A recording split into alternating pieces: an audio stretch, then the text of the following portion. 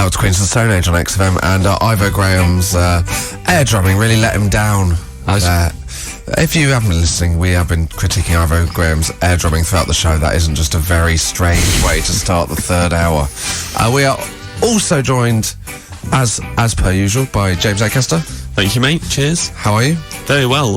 After seeing Ivo's air drumming, I'm a bit perturbed. Well, James is a real drummer, so that's the problem. I felt a bit intimidated. Well, quite intimidated. Oh, yeah, you were fine to kind of showboat when you knew there was no one checking. No, exactly. No one checking my rhythm. Came right in, assessed his technique. Horrendous. James coming in here to watch me air drumming is a bit of a busman's holiday for him. That's the problem. For listeners that obviously can't see us, James seemingly not totally sure he's going to stay for the whole show. He's left his coat on for this. So it's a new coat, and I'm enjoying wearing it. It isn't. Burgundy is the colour. Is that? Yeah. I think that's a burgundy coat. Aubergine. Yeah, burgundy. Let's stick with burgundy. All right, we'll stick with burgundy. Plum. And what make is it?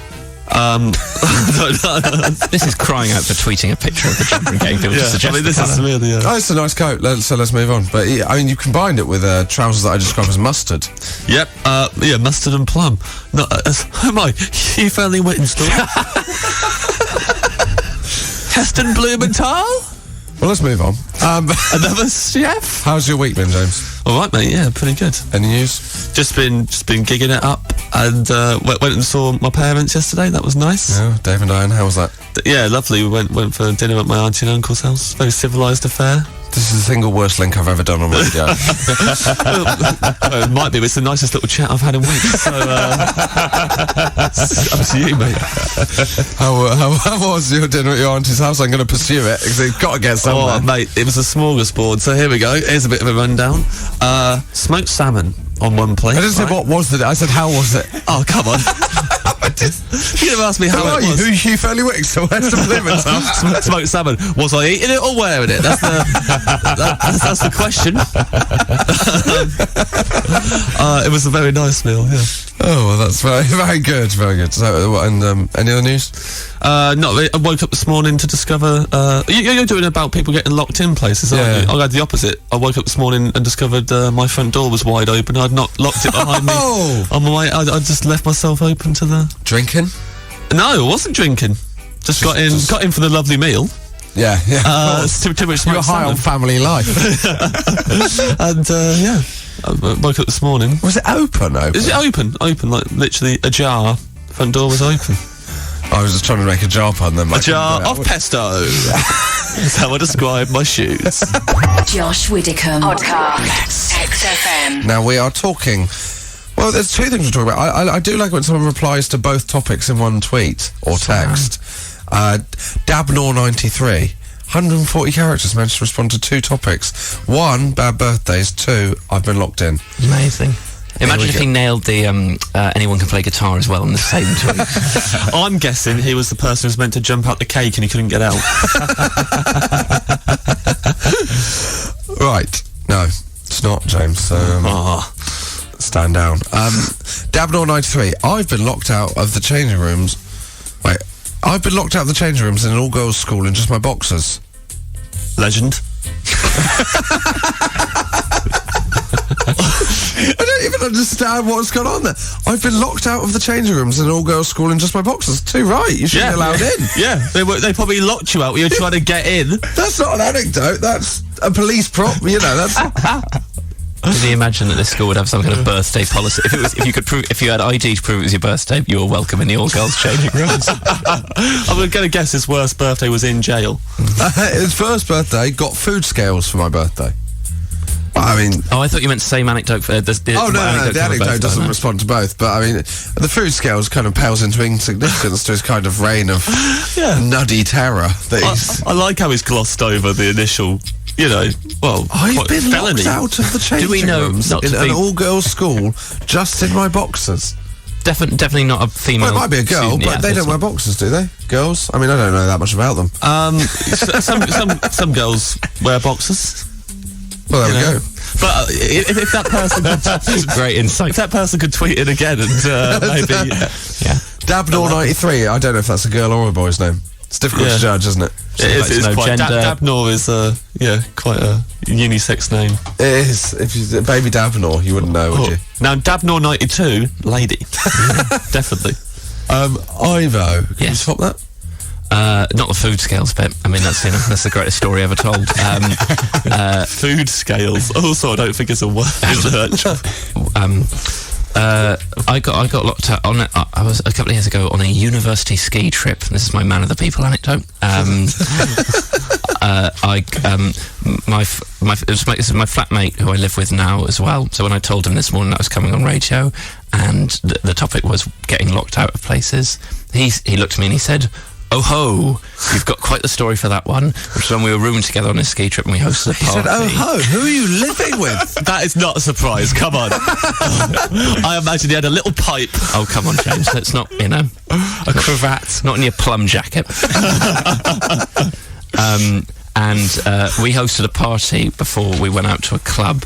But I went to the loo just as everyone was leaving for the club. Oh, no. And then came out of the loo to find the room empty, everyone having left, and locked the door from the outside. And it was like you couldn't unlock it from the inside. So I had to stay at home and polish off the rest of the booze. Why not? Boys will be boys. Boys will be boys. While everyone was out clubbing, and when my flatmate came back the following day and I complained about it, he suggested that the best solution would have been to jump off the balcony. Where, admittedly, there was quite a hefty snowdrift beneath the catch, but we were on the 3rd floor, so it would have been a risky game, I think. I mean, it would be some party if you turned up to it having jumped 3 floors out of a window. That'd be one of those stories that you'd be so excited about arriving at a club to tell, but no one would want to listen to. That's the problem. They would have been quite if they arrived home just to see Ivo's legs sticking out of the snow, pile of snow. And a locked door. How did he get there?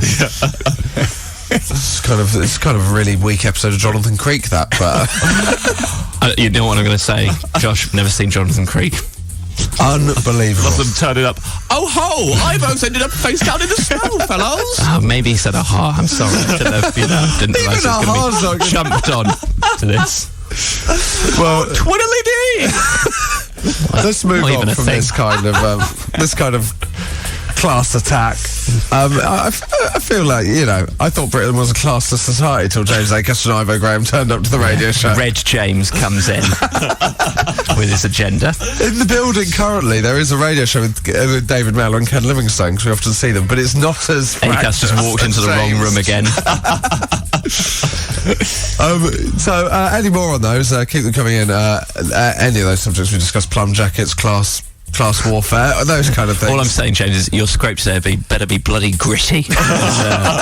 Josh Widdicombe, XFM. It's time, James, as always at about 12:30 on a Saturday, for Football Focus. Wouldn't miss it for the world. No, it is time for your classic scrape. Yes. What do you have for us today?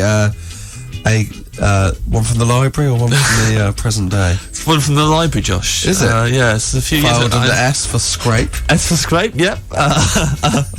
It was also I'd completely forgotten about this, and a friend reminded me of it the other day, so I was quite pleased to be. This is about during my first year of stand-up, and I got booked to do a Christian festival. Now, this is nothing against, just heads up, nothing against Christians, this entire story, at all. But I'd been booked to do it, and it's quite a hippie-ish festival. Quite a good festival, actually. Quite a nice, I enjoyed it. But were there bands on as well? There was bands, and there was performance poetry, and there was plays and comedy, and there's all sorts. There was Christian. All I'm thinking is that episode of Peep Show where he goes to one and there are people getting baptised outside there. Yeah, there was no one getting baptised. Okay. It was at Cheltenham Racecourse. So the most holy of all places. Yeah. Horses are all devout Christians. Yeah. So it was very nice. And there was this chai tea tent where they had like people doing like open mic. No, a chai tea. Oh, chai tea. Tai chi. I mean, the two have been regularly confused, but both are relaxing and good for the soul. So they're doing chai tea. Yeah. But then in the corner there was a stage where it's like open mic, you could sign up to do something. So I went in there just to watch for a bit, and there was oh god. There was Who's also there, actually. God was there, and is here, Josh. There was a lady watching it who standing in front of me, who wanted to sign up. But to perform, and she was speaking to the promoter, but she went, but I really need a percussionist. And James, no. As we've already covered on the show. Why? Well, my friend Matt was with me, and he went, my friend's a drummer, and I was like, he went, come on, how much you? And she was like, yep, okay, well, you can do it later on today, 4 hours time, come back here, and you can do percussion for this lady. I was like, that's fine. So I went away and realised I hadn't got any percussion instruments on me. I hadn't bought anything, so I had to go around. 2 spoons don't cost anything, mate. I just go around talking to people, and I got myself one of those egg shakers, those shakers that look like an egg. Yeah. So I got myself that, and that was all I could muster in time. Brilliant. As if by magic. I mean, the listeners can't see that. That is an egg shaker. Been waiting for this story for years. Yeah. Carry this around with me. Dave's got one of those BBC sound effects CDs. So this is absolutely perfect. Yeah, when I did my didgeridoo story, nothing. I can't believe it's here. So, there was also a load of sexy ladies. So I turned up. I turned up at Chai Tea Tent later on with my egg shaker, just shaking in my pocket. That's this is how fast I was walking. Looked at my watch. Only 2 minutes to get there. Don't want to let her down. There's a bit of a queue getting in.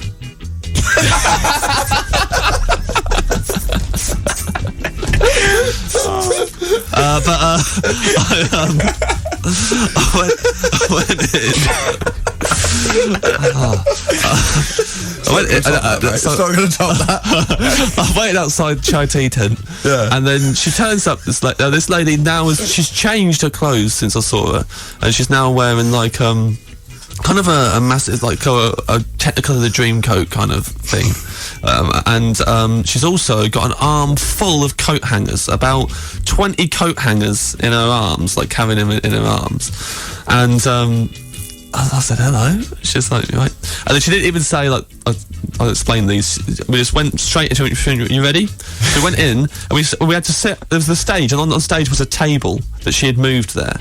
So we sat at this table, and then she went, "Do you want to start?" All right. I said, "Are we just making it up?" And she's like, "Yeah, just make it up. I like to jam." Like, okay. I admit it. I can't see any instruments that she's brought with her. I've made more effort than her, and then it was sprung on me. So I started just. Pretty good beat to start off with, right? Yeah, pretty nice beat. I'm drumming along already. So I'm looking at her. I'm waiting for her, and then she stands up with the coat hangers in her arms, and she holds them above her head, and then she throws all 20 coat hangers at the table really hard at the table, so they've all this big clang, and then she starts going with her lips, right? I wasn't thinking she was farting. No, she wasn't. The listeners can't see what I was doing. That was with her lips, very much like one of the horses which have been running around the tracks of Cheltenham all year round. So she was doing that, and then she slammed both hands on top of the coat hangers onto the table, and started moving them around on the like. Were you still shaking? I was still. I was still keeping a 4/4 rhythm to this. Not even like going into 7/8 or some crazy time. Take a day off, even when Jack White's improvising. Yeah. I was like, keep it steady, because keep the beat. She'll probably come. It's a jazz. She'll come back in with it. So she starts moving the coat hangers around like she's shuffling cards. What's on the audience doing at this point? Well, this is the audience. The audience? They're sitting there drinking chai tea and chatting, and we're ruining their vibe. Yeah. So like they're turning around and looking, going, "What's going on?"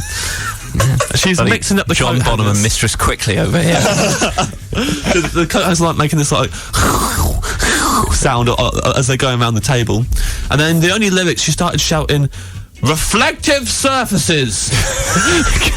and then she went, and then the only other lyric was conjoined twins. That was it. So she started shouting those two over and over again while she was doing that, and then started making. Why did she need a rhythm section? I have no idea. Bit of mainstream cred. She thought Clearly, she must have done this at some. I didn't even speak to her afterwards, so I don't know. We literally got up and she went thanks, and then she got the coat hangers and walked away.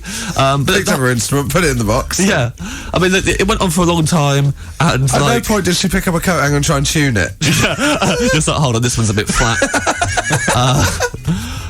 She was doing loads of different noises over the top of the. She was slamming the coat hangers down on the table. Was your mate in the room? My mate was really laughing. really, really proud of himself. Slamming the coat hangers down. At one point, she just kept on going over and over again. The song ended when I dropped the egg. And then Why did you drop the egg? I dropped it because I just couldn't be bothered anymore. And also because she had gone into this state where she had her eyes closed, she had her hands on the coat hangers and wasn't moving anymore, and was just, or she was moving, she was doing this thing where she was spinning her head in a circle and making no noise. So I was like, well, I think the song is over. So I dropped the egg. And then I walked out.